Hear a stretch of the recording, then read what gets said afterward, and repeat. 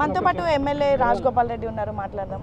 ఏంటి ఈరోజు సడన్గా అమరవీరుల స్తూపం దగ్గరకు రావడానికి ఇంతమంది నిరుద్యోగులను తీసుకురావడానికి కారణం ఏంటి? అంటే నేను ఇవాళ సెప్టెంబర్ 17th ఏదో ఒక దగ్గరికి ప్రోగ్రామ్ చేయాలి కదా, ఈ తెలంగాణ విమోచన దినం కాబట్టి.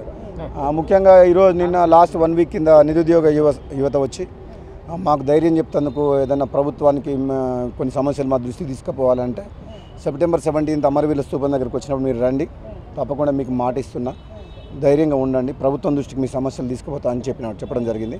అందుకని అందులో భాగంగానే ఈరోజు రావడం జరిగింది.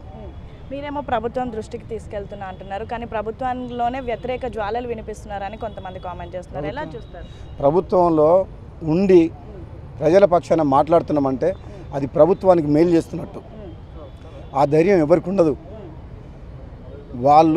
వాళ్ళ సొంత లాభం కోసం, స్వార్థం కోసం చాలామంది ప్రజా సమస్యల్ని ప్రభుత్వం దృష్టికి, ముఖ్యమంత్రి దృష్టికి తీసుకుపోలేరు. ఎందుకంటే వాళ్ళ వ్యక్తిగత ప్రయోజనాల కోసం. నేను ఎక్కడ అవకాశం వచ్చినా ముఖ్యమంత్రి గారికి నేరుగా కలిసి బయట కూడా కొన్ని సందర్భాల్లో ఈ సమస్య ఉంది, ప్రభుత్వం దృష్టికి తీసుకుపోతా అని చెప్తున్నా.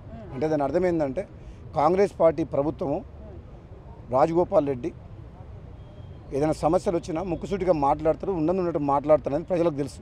అందులో భాగంగా వీళ్ళకి ధైర్యం చెప్తాను నిరుద్యోగ యువకులకు వచ్చిన తప్పితే వ్యతిరేకంగా ప్రభుత్వ వ్యతిరేక చర్యలు చేయాల్సిన అవసరం నాకు లేదు. నేను కాంగ్రెస్ పార్టీ మనిషిని, కాంగ్రెస్ పార్టీ ఎమ్మెల్యే, ప్రభుత్వం 5 ఏళ్ళు ఉండాలి, మళ్ళీ రావాలి 5 ఏళ్ళు అని చెప్పి కోరుకున్న మనిషిని, తెలంగాణ ఉద్యమంలో ఉన్న మనిషిని, కాంగ్రెస్ రక్తం, పార్లమెంట్ సభ్యునిగా తెలంగాణ కోసం కొట్లాడి తీసుకొచ్చిన మనిషిని. కాబట్టి ఎప్పుడు కూడా కాంగ్రెస్ పార్టీ వాదిగా కాంగ్రెస్ పార్టీని ఇంకా బలోపేతం చేసేందుకే ప్రయత్నం చేస్తా. కొందరు వాళ్ళ స్వార్థపరులు చెప్పలేకపోతారు కొన్ని విషయాలు, నేను చెప్పగలుగుతా. ఉదాహరణకు మనకిప్పుడు లోకల్ బాడీ ఎలక్షన్స్ పెట్టలే, 2 సంవత్సరాలు అయింది సర్పంచ్ ఎన్నికలు లేక. గ్రామాలన్నీ గాలికి వదిలేసినట్టు అయిపోయింది.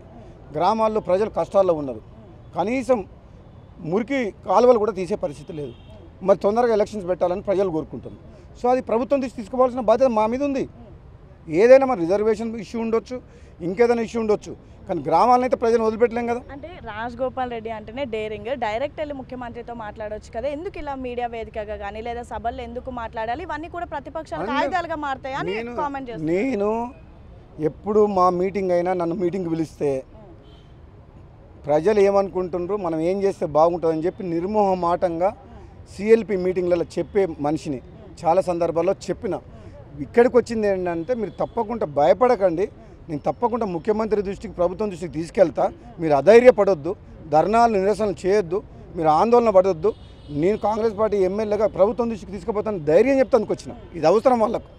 మీరేమో ధైర్యం చెప్తామంటున్నారు, కానీ ఈ మధ్య కాలంలో మంత్రి పదవి కానివ్వండి, ఈ అన్ని అంశాల వల్లే మీరు ఈ విధంగా మాట్లాడుతున్నారని మీ పార్టీలో ఉన్నటువంటి నాయకులు. నేను ఇప్పుడు కాదు, మొట్టమొదటి నుంచి కూడా కాంగ్రెస్ పార్టీలో ఉండి కూడా, కాంగ్రెస్ ఎంపీగా ఉన్నప్పుడు కూడా తెలంగాణ విషయంలో, ఉద్యమం విషయంలో కానీ, ప్రజా సమస్యల విషయంలో కానీ, ఆనాడైనా ఏనాడైనా పదవిలో ఉన్నా పదవిలో లేకపోయినా ప్రజా సమస్యల విషయంలో కాంగ్రెస్ పార్టీకి ఎప్పటికప్పుడు కొన్ని సందర్భాల్లో బహిరంగంగా మాట్లాడుతున్నాం, కొన్ని సందర్భాల్లో ఇంటర్నల్గా మాట్లాడుతున్నాం. అందులో దాపరికం ఏం లేదన్న అందరికీ నా గురించి బాగా తెలుసు. ముఖ్యమంత్రి రేవంత్ రెడ్డికి, రాజగోపాల్ రెడ్డికి ఏమైనా గ్యాప్ వచ్చిందా? ఎందుకు ఆయన మీద కామెంట్ చేస్తున్నారు? మీ పైన ఏకంగా క్రమశిక్షణ చర్యలు కూడా తీసుకోవాలని మీ పార్టీ నేతలే చెప్తున్నారు. ఎవరన్నారు? ఏం మన మల్లురవి గారు క్రమశిక్షణ కమిటీ కంప్లైంట్ రాలేదు అనేది. కంప్లైంట్ రాదు, ఎందుకంటే నేను ప్రజల గురించి మాట్లాడుతున్నా, ప్రజా సమస్యల గురించి మాట్లాడుతున్నా. నా గురించి ఎవరు కంప్లైంట్ చేస్తారు? అది పార్టీకి మంచిది. నేను ఏదైతే మాట్లాడుతున్నా, ఈ రాష్ట్రంలో కాంగ్రెస్ పార్టీకి ఆపోజిషన్ లేదు. కాంగ్రెస్ పార్టీ అధికార పక్షం, కాంగ్రెస్ పార్టీ నాయకులే ప్రతిపక్షం. ఎందుకంటే ప్రతిపక్ష పార్టీల యొక్క పాత్ర కూడా ఈరోజు రాజగోపాల్ రెడ్డి వంటి వాళ్ళు ప్రజా సమస్యల గురించి నిర్మోహమాటంగా మా పార్టీ అధిష్టానానికి, ప్రభుత్వానికి, ముఖ్యమంత్రి గారికి చెప్తున్నామంటే ఇక్కడ ప్రతిపక్షం అనేది లేదు తెలంగాణ రాష్ట్రంలో. ప్రజా సమస్యల్ని భుజం మీద వేసుకున్న మేము 2 పాత్రలు మేమే పోషిస్తున్నాం. కాబట్టి ఈ రాష్ట్రంలో కాంగ్రెస్ పార్టీకి ఎదురు లేదు. Thank you.